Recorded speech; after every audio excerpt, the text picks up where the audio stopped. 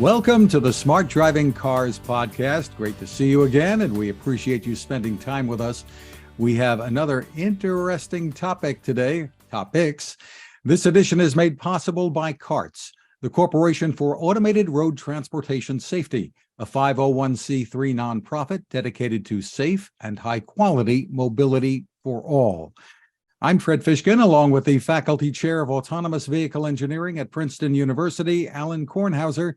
Hi, Alan. Hey, good morning, Fred. Good morning, and it's good afternoon to our guest. Joining us from Amsterdam is the co-founder of Squad Mobility, Robert Hoevers. Hi, Robert.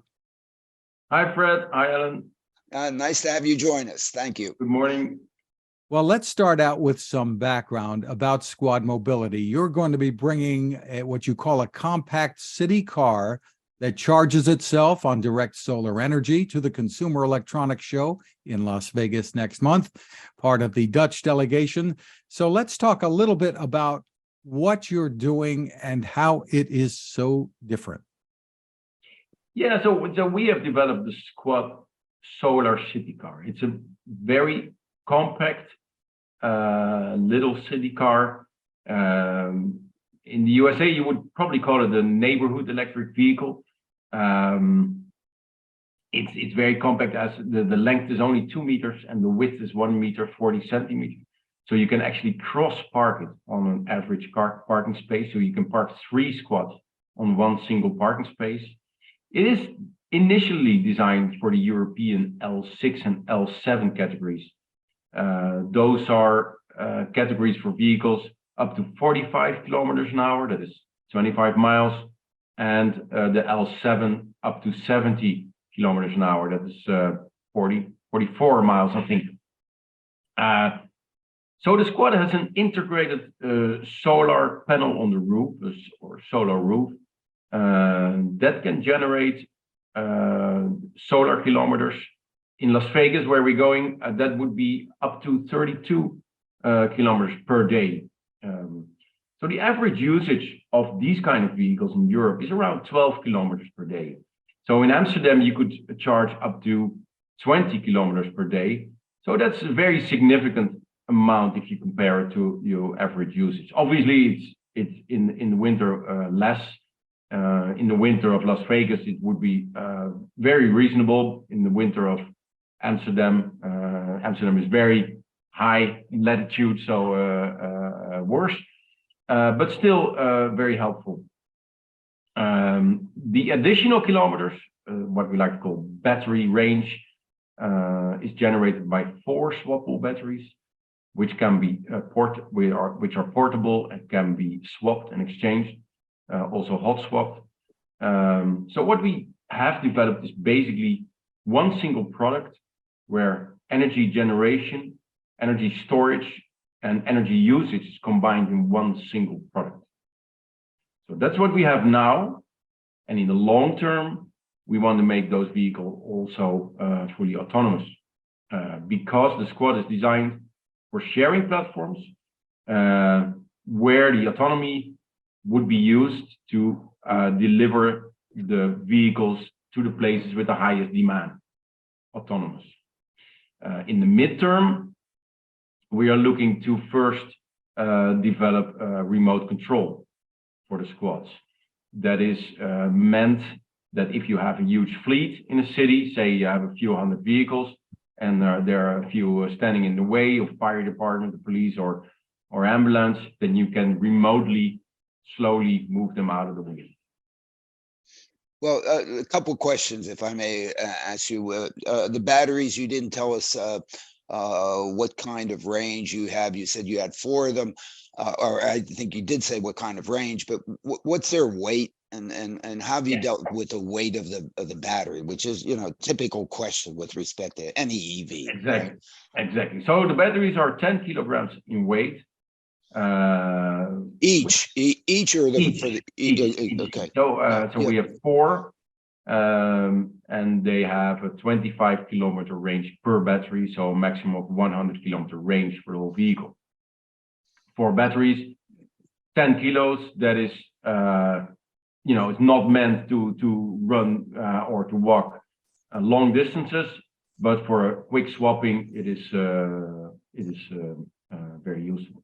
Yeah, and of course, how the swap is and whatever, at least come to mind where here in the US where such a thing would be really valuable, or all in these senior communities, not only in Florida, but in Arizona, Nevada, the southern states and so on. Many of these communities now have golf carts. Yeah. Okay. And in a sense, the golf cart is really, it's fine, but it's sort of a very, not much has been put into that technology, certainly not in the battery technology that's in those vehicles. And of course, your solar panel aspect of it, really would help. And that's a substantial market that also has a sort of needs that are the kinds that you can afford. In other words, the need of more than 40-kilometer range during a day is, everything is compact. The community aspect of this is a very valuable thing. If one looks at most communities, if you look at how far I travel on a typical day, it really isn't much more than 40 kilometers. I mean, it's way less. Yeah. Okay.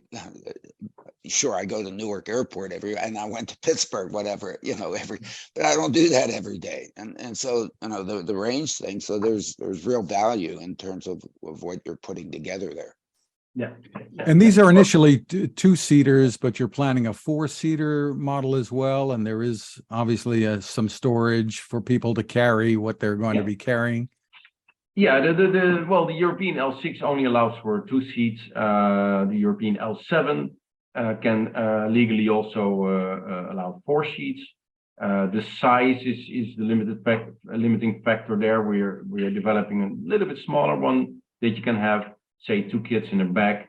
That's more aimed for families looking to bring their kids to school or to the sports club or go shopping, or if you want to bring just a little bit more than only one person or a little bit of luggage. But the main vehicle now is 2-person, where you have also extra space in the rear to for your shoppings and groceries, sports gear, and all that stuff. Yeah, but Fred, we've been spoiled, with these big Hummer-sized vehicles, and something that we take our homes around with us as we go and haul stuff. I mean, it's really stupid. I mean, how often do I even, travel with more than just my wife and myself? I mean, it really is.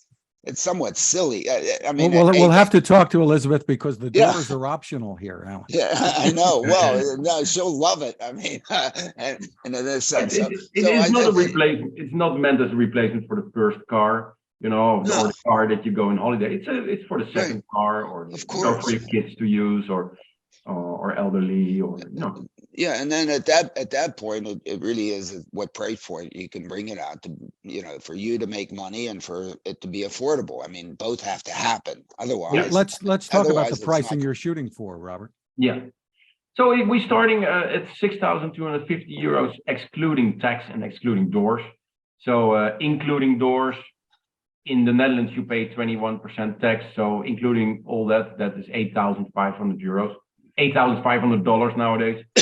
Oh, that's so bad. That's so bad that it's 8,000. Sorry, it's the poor euro. I mean, we're now equal, but yes, go ahead. Well, that's not so bad. I know. It's designed. When they came out, it was equal. Yeah, I know. When the euro came. I know.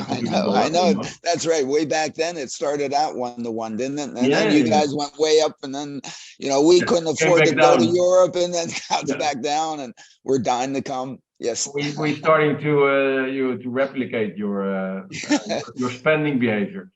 Yes. Don't. Okay. Yeah. Now we're on par again. Yeah. Yes. It's easy to calculate. Yeah. It's easy. It makes it easy to calculate, right? Yeah.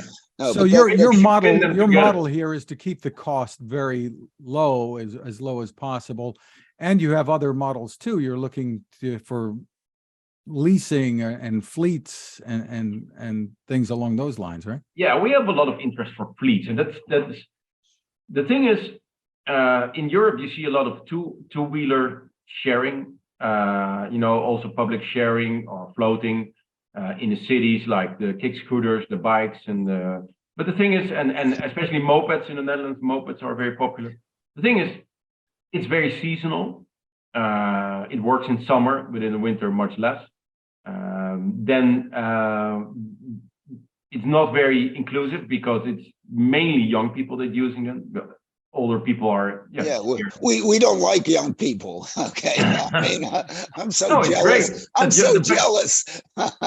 Go ahead. Yeah, but a kick scooter, if you fall over, if you type kick scooter accident on YouTube, you'll have a good time for a few hours. But no, it's quite dangerous. Like Russian crash videos, Yeah. Like, great. Go ahead. So and in Holland you have this great biking infrastructure, that makes biking a fantastic option, which we should hope have all over the world, but that's not the reality. Yeah, of course. And so four wheels, but four wheels sharing cars, real cars, in a public sharing scheme is very expensive. It's very hard to make that work, to make the ends meet in the business model. Why, because Robert? cars are too expensive.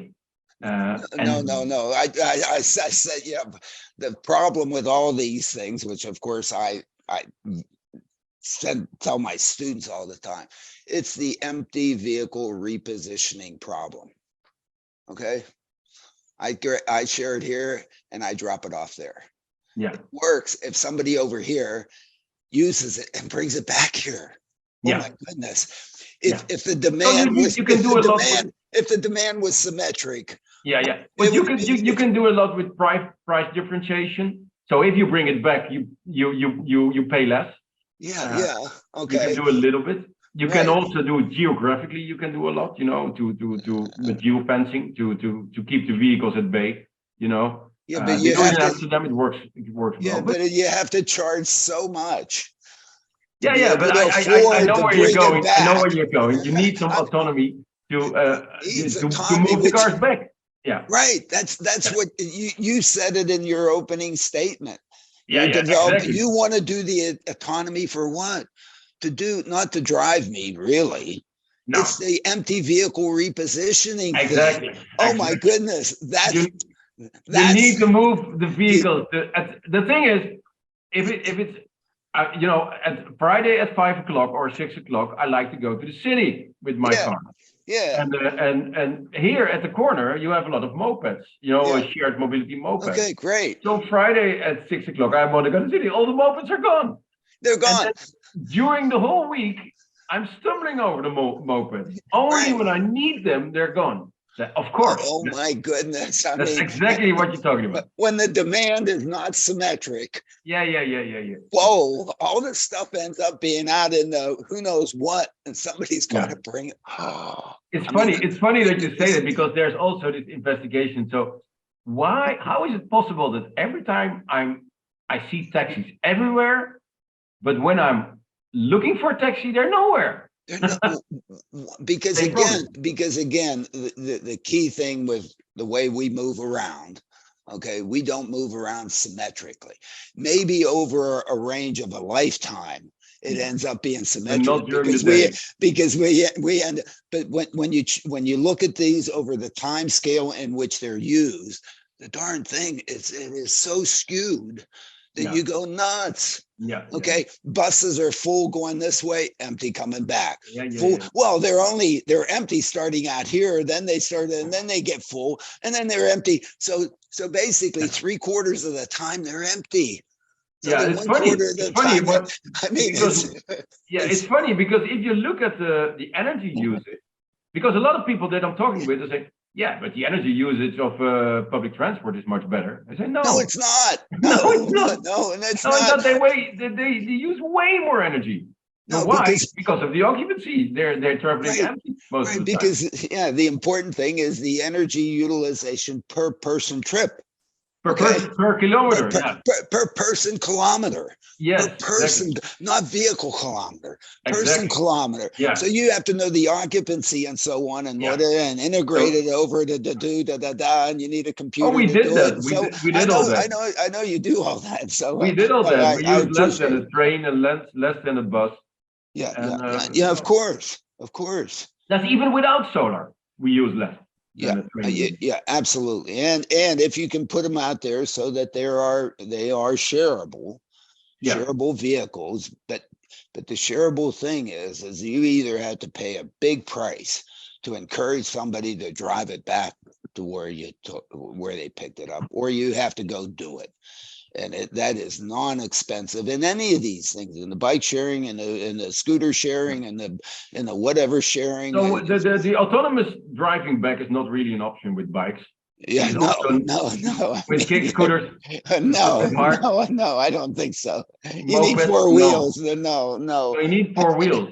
Yeah, but four wheels in a city is a problem. Yeah. Because it has to be small. Absolutely. So, why not? Really small. But it doesn't have to be big because I'm only traveling by myself or maybe with Fred or somebody. Yeah, and only 10 minutes. It's fine. 15 minutes. It's fine. Yeah. And so, I'm not going very far. Going farther than I want to walk, but I'm not going very far. So 5 kilometers. And that is when you look at the whole trip market, whether it's Europe, US, rural, whatever, it's very, very, most of the trips are very short. The darn distribution has an enormous tail out there of long ones that moves the average way over here. Yeah. But really, the meat of the market is the short trip. The 0 to 20 kilometers per day is like 70% of your. It's probably more. I have it for the U.S. I mean. So you need your holiday. So people buy a car, and in the back of the mind is a holiday. Yeah, of course. Because how did they sell it to us? They sold it to us because they only show us on holiday on roads that have no traffic, that we could go a million miles an hour and do turns and whatever. I mean, so at the end of the day, we're all standing at the schoolyard. Yeah, holiday car. Yeah. No, I mean, well, that's interesting thing, Alan. I'm going to pique your interest is that this is probably about the size of a typical elevator car.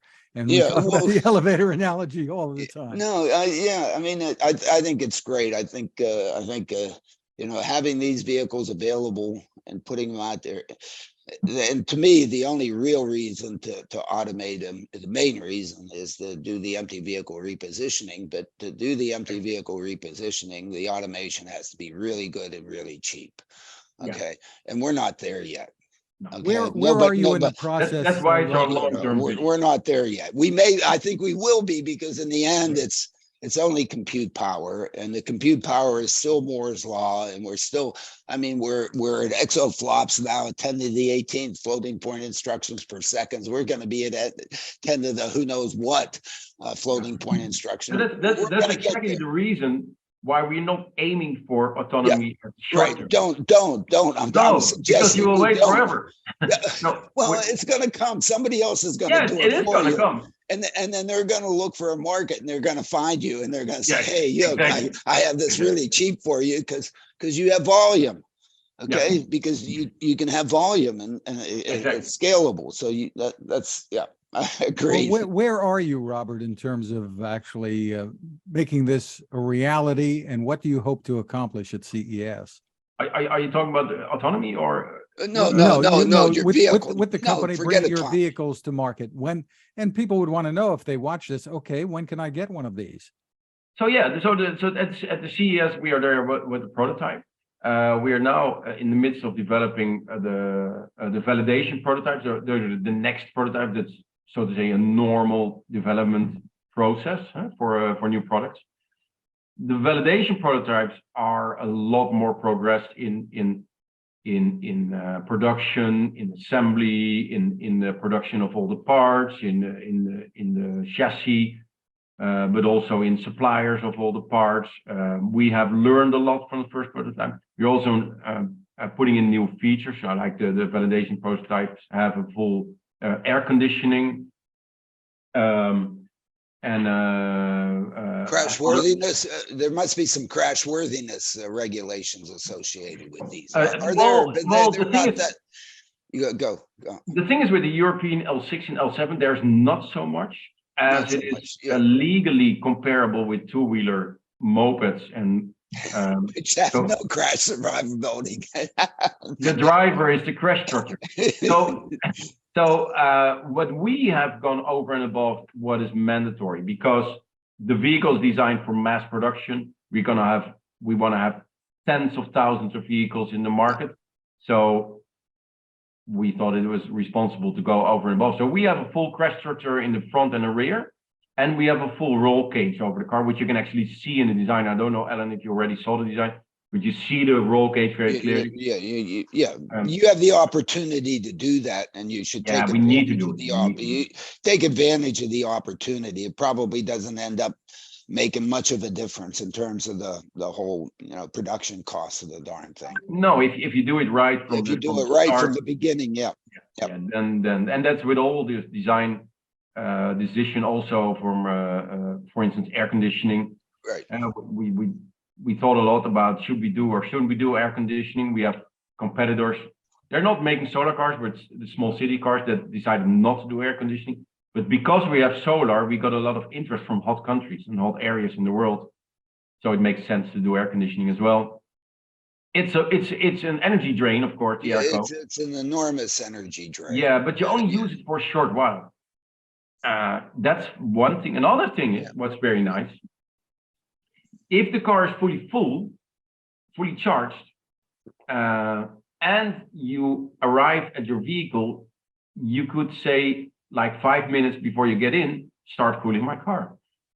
And then you can use the solar energy to cool the car before you get in, which is a nice feature to handle the excess energy that you basically got. So the energy drain on the air conditioning is less than the energy gain on the solar panel side, so that in fact you could do that, or where's the balance there, because you're using and you need a replacement. But if it's hot, guess what? The sun's shining. So therefore you do have, I mean, you're in a situation in which you could have that energy balance being very advantageous. So if you have real intelligence in the vehicle, and say AI, and the vehicle, the software recognizes that you use the car only like 10 kilometers a day, and it's a very nice day. The weather prediction is good. The software knows, of course, what where the prediction is. They know, so the coming days is 20 kilometers per day worth of solar energy. So why not use a little bit more for your air conditioning? Because you're going to fill it up anyway the next day. Of course. You have a bunch of who would love to write that code to make sure that works well. And I mean, of course. I mean, that's the opportunity that we have today, is to be, I don't know, it's artificial intelligent about how we write code to be able to use things, and we can go ahead and do that. But yes, you're absolutely right. And if it's a cold winter day, you don't need much of that. Exactly. So heating you need anyway before defogging the front window. You can do that. You can do that intelligently. Whether it's AI, I don't think it's AI, but no, you can write good code to do machine learning. Oh, the heck with machine learning! I don't believe any of that stuff. Anyway, I'm too old. Nice code. Well, true. The website for more information about what you're doing is squadmobility.com. And I'm sure you're going to get a lot of interest. Like a police squad. You'll get lots of interest at the Consumer Electronics Show. Congratulations on what you're doing, Robert. We hope so. Thank you very much. Yeah, and we'll see you there. Well, Alan, a busy week ahead, starting with the Florida Automated Vehicles Summit. Many of the big players will be on hand. And of course, State Senator Jeff Brandes is kind of leading the way once again. And you're moderating a couple of things, I think, including a panel on autonomous deployment.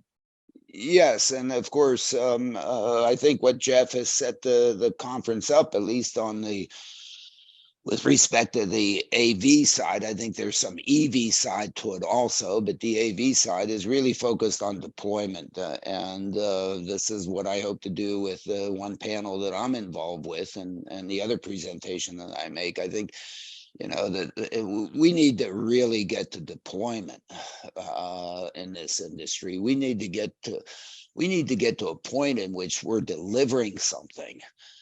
Whether it's just societal value or economic value or economic value. It'd be nice if it was and societal and economic value, but we can only do that with deployment. It has to be used. It has to be consumed. And you know, you look at where we are now, you know, going into 2023, you know, we're getting close to 20 years since the DARPA challenges that really kicked off this latest sector. And you know, we're not anywhere near the deployment thing we're not really there yet, at least on the driverless piece. And I think in the newsletter, I comment about, you know, Chinese and Baidu out there, you know, with their demonstrations of their systems and whatever, and they're talking. They seem to be proud that they're offering with their vehicles, you know, they've reached a performance of, you know, 15 rides per day per vehicle. If you're delivering this form of mobility, and your hurdle is to hit 15 rides per day, that's nothing. Okay, that's not contributing anything. One, you can't have an opportunity to get much revenue, and two, you're not delivering very much societal benefits. 15 person trips per day, and you're proud of that? I mean, you must be applying. Where are you applying this? You're out there scurrying. Hey, you can't find a customer. McDonald's serves 15, you know, customers per day per outlet. They're out of business.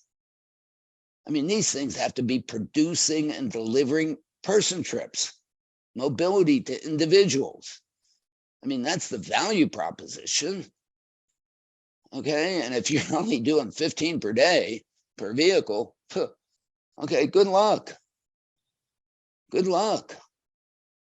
I mean, you better be the price of a bike share in New York. Okay, you can't do it. I don't know. I mean, yes. So it must be either where you're trying to apply it and how you're delivering it, or it's hey, what are we doing here? Right. You got to go where the need is, where the market is. I mean, these things have to scale to deliver value. And what have we invested in this technology to date? You know, 100 billion, give or take. I don't know, 10 billion. You know, that's 10 times 10 to the ninth. That's 10 to the 10th dollars. And you're going to make it up with vehicles out there doing, you know, 15. Good luck. It's not a business. It's a toy. It should be an interesting summit, shouldn't it? Yeah, I know. I mean, I see I don't know. Yes, but look, but I think there are places in which these things could deliver mobility in ways that they could deliver a lot of mobility.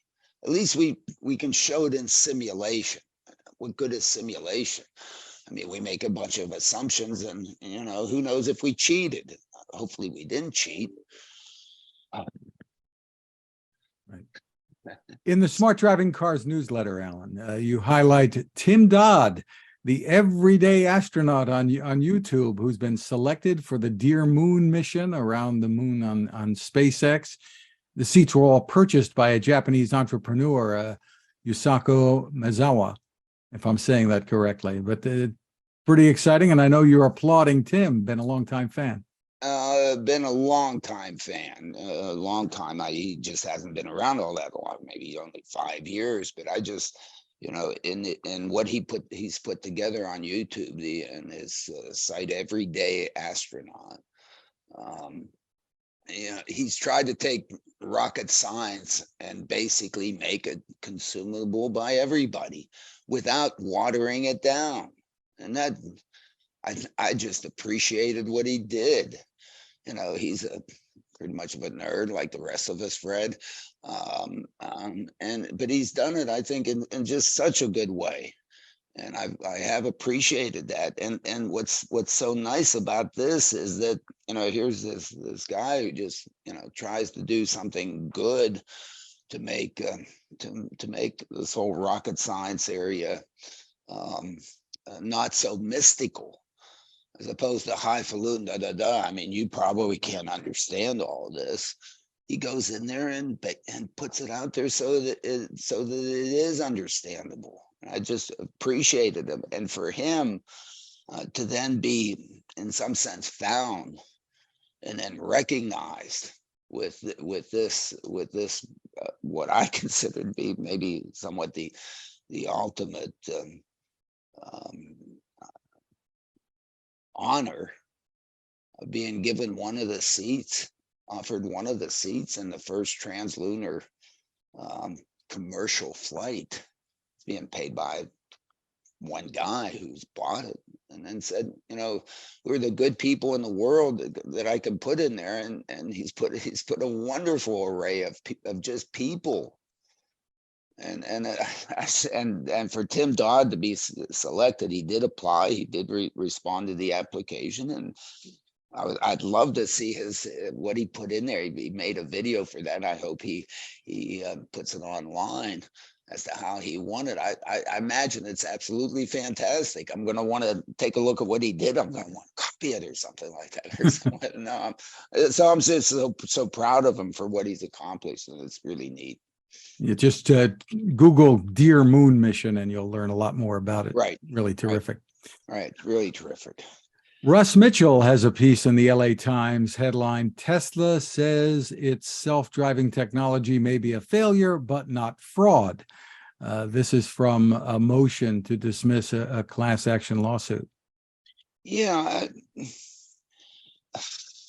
All this is, I don't know, it's an unfortunate part of language. One wants to put language associated with things. And maybe, I don't know, people have said that, suggested that calling it autopilot in the first place was wrong by Tesla. But if you look at the use of the word autopilot by the airline or aircraft industry, it never meant that the plane was going to fly by itself. It was always, and it still is, autopilot in an airplane is to support the pilots, is to allow the pilots to do a better job. To allow the pilots to have a better quality of life when they're flying this darn thing with who knows how many folks in the back whose lives are dependent on them doing a good job. So in a sense, it is sort of one of these advanced flying assistance systems, advanced driver assistance system, to allow you to do that better. I drove back and forth to Pittsburgh and back yesterday to go watch the Steelers lose by 2 points. But it was so nice to have in my car, a system that I can take my feet off the pedals. And why do I have my feet on the pedals? Is to make sure that I don't crash into a vehicle or something ahead of me, and I don't get too close, and I don't go too fast, and I sort of keep up with traffic. That's my objective function. That's what I'm trying to do with my feet. And how do I have to do that with my feet? I have to look at gauges, because my sensory system of speed, I mean, it just doesn't match with what I'm doing. I'm sorry. My eyes, my body, and whatever it can't do it. So I have to look at the speedometer. So I have to look at the speedometer and not look at what the road is ahead. And to me, that is very difficult to do. Maybe it's only me. Maybe it's not the rest of the folks. But all of a sudden, you make an intelligent cruise control system. It's really trivial. It just has radar, whatever. You can do it with vision too, but with radar, measure the distance, doesn't let me get too close. I mean, it bothers me when people come up to my rear end and are riding my rear. I put on my flashers. They get all excited. Don't run up my rear. And this does it for me. And so I'm not doing it to other people. And if it slows down, it slows me down. I don't have to do it. So valuable to me. Doesn't put me to sleep and check out. I don't go jump in the back seat and say, hey, I don't have to do anything. And then with the lane centering, with the thing just, helping me, it guides me around the corner. Enormously valuable to me. Right. I suspect to others. We could do tests. I could do research whether then people have done it. So valuable. To me, that's what it does to a pilot. Okay, it does the things that he or she doesn't, really, otherwise it's difficult. And so calling it autopilot is not completely insane. Calling it full self-driving and then publicizing that you can then take your vehicle and put it out there as an Airbnb to go get Fred rides and go over to your house. That's like wacko. Where in the heck did that come from? Are you kidding?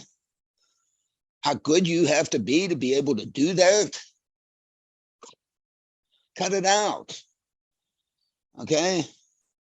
So unfortunately there, for whatever reason, in the naming of stuff, I mean, look at what some cars are named and so on and so forth. A Hummer, does it hum?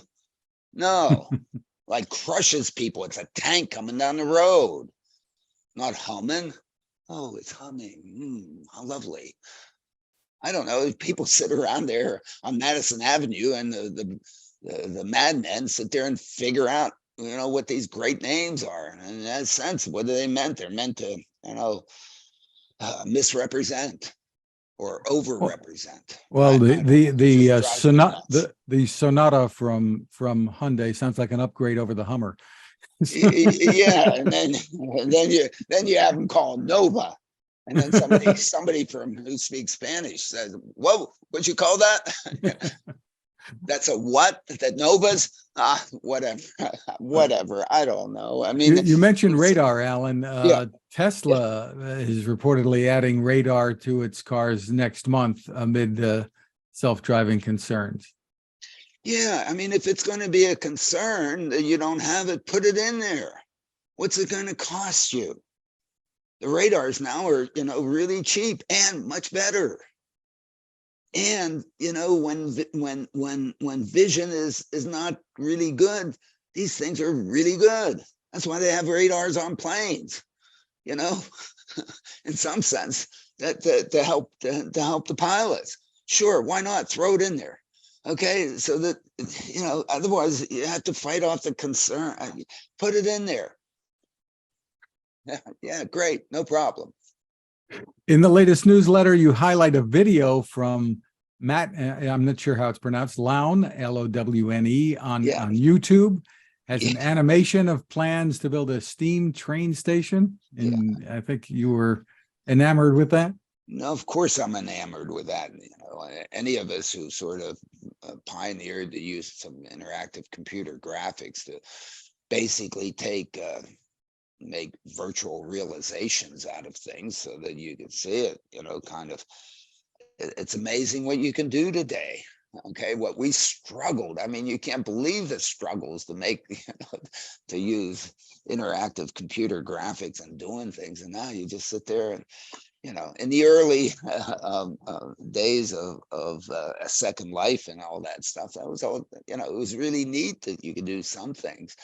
But now you can create these like, I'm just trying. I wish I had time to put into that. Maybe I'll take the time, or maybe try to convince one of my students that, do a similar thing for the whole, Trenton autonomous transit network, or the autonomous transit network for Jacksonville, or for any city in the United States. Just sit there and animate the whole thing. We have the data to drive these things. Any of these animations are data driven, and also with the simulations, hopefully have equations of motion in there that are realistic, or equations of behavior in there that are realistic, that aren't faking it, that aren't, I'm not seeing an Oculus system, the VR stuff behind you on the desk or anything. No, yeah. One of my students, he ran that whole, former students ran that whole section of Oculus a number of years ago, and she gave me one of the sets, and I did put it on once, and then my neighbor wanted to borrow it, and they borrowed it 3 years ago. It's never come back, but I've never missed it. I don't know. Bob Vanderby, my colleague, does now astro photography through visualization, 3D visualization. Yeah, he has a book. It's terrific. Has his book out there, which is terrific. And so yes, I have some. Yes, I stand by and watch in amazement at what other people create, and I just thought that was neat. And there are tools out there for you to do that, and so if you have the time, do that crocheting. I mean, it's like crocheting, but it's. I just got a press release in about a new pickleball app for the Oculus to play pickle. So there's a lot going on. Yeah, there's a lot going on. I just thought I'd throw it out there for. I appreciate what people are doing in that area. Our friend Henry Posner III is featured in an article in Princeton International about his work providing trains to transport Ukrainian refugees from Poland to Germany. Yeah. We had Henry on with us before talking about this. Really terrific. Yeah, it's terrific that he's getting more press about it and so on. It's really a fundamentally fantastic thing that he did there. And Henry's a good guy. It's nice to see him doing good things. And finally, the TRB, the Transportation Research Board, has a new executive director, Victoria Sheehan, who's been the New Hampshire DOT commissioner, I think, for a number of years. Yeah, it's nice, and that is sort of the organization that folks like me who are out there trying to improve mobility and transportation in various ways. And we get together every January. We're going to get together again Tuesday of TRB week in the evening. We've had a Princeton transportation program banquet, and friends and alumni. So if you're a friend and alumni of the Princeton transportation program, you're invited. We have a little get together. This will be the 51st. One of them was virtual. All the rest of them have been live. I've been part of every one of them, unbelievably. I mean, whatever, still hanging in there, trying to do it. It's kind of amazing to do something, 51 years in a row, every year, but whatever. I guess I refuse to give up. Thank goodness. Well, I don't know, Fred. You know what I was thinking when we're going to close things out, but I was thinking about how many squad mobility vehicles you could fit in the garage. You can...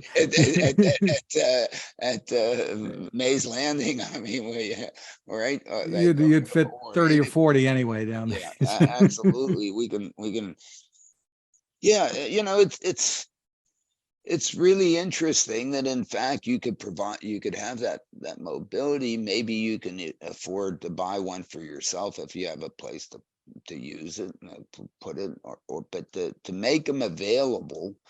It's sort of the same concept that we have with the move style autonomous transit network concept of driverless vehicles, having places just like in bike share and whatever, that you know where to go, where a vehicle is going to be available for you to take it to, very near where you're going, and basically leave it. And again, it's the same as the elevators in buildings that have been that really work as a mobility system. There is a place where you go into a building where these things, where the demand sort of aggregates itself, so you have a chance to share, and it takes you to another location where those folks can disperse themselves.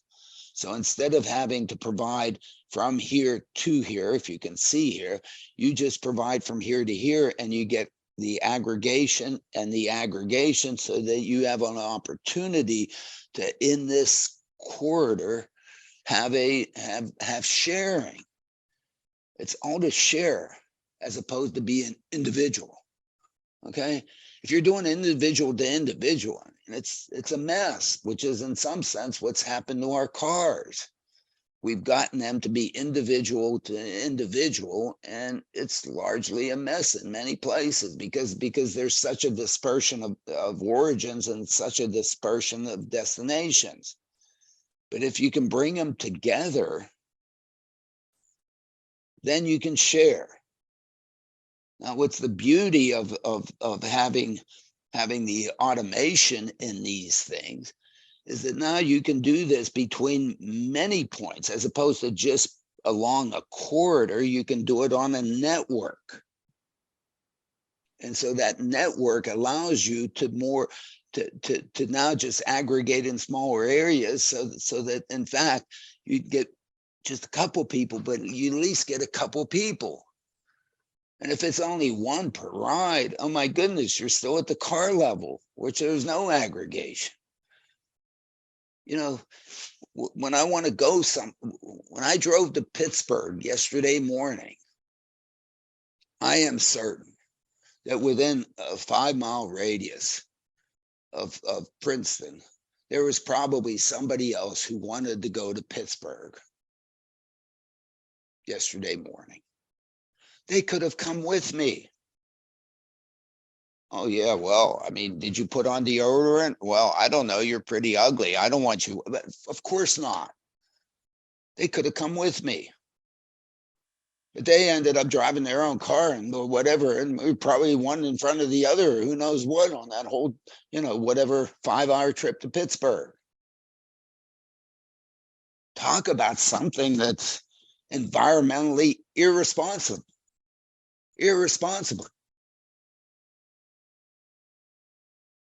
But there's no information system. There's no opportunity. There's no the beauty of the elevator is that you come into the building and everybody's going to whatever, and they have something in common and they don't mind. We think that this also exists on a network level. If you're coming from here and you're going to there, you have, or going to places along that, you have something, and might as well get in together. This is what mass transit tried to do, but they're dealing in linears. We have the opportunity to deal in networks. That suggests that now the opportunity to provide service to everybody goes non-linearly, maybe exponentially. And if you simulate this stuff and so on, you can see it. We've been simulating this stuff for 10 years now. Certainly all my students see it. At least I hope they see it. I don't think I'm faking it. But we got to put it out there and get it deployed and show that, in fact, it works. Nobody's really doing that yet. Oh my goodness, in China, I mean, with the best deployment, biggest deployment in the biggest cities, They're deploying it so that it does 15-person trips per vehicle per day. That's all you're going to do. Forget about it. You're not societally beneficial, nor do you have a chance to be economically beneficial. Go to a football game. Give it up.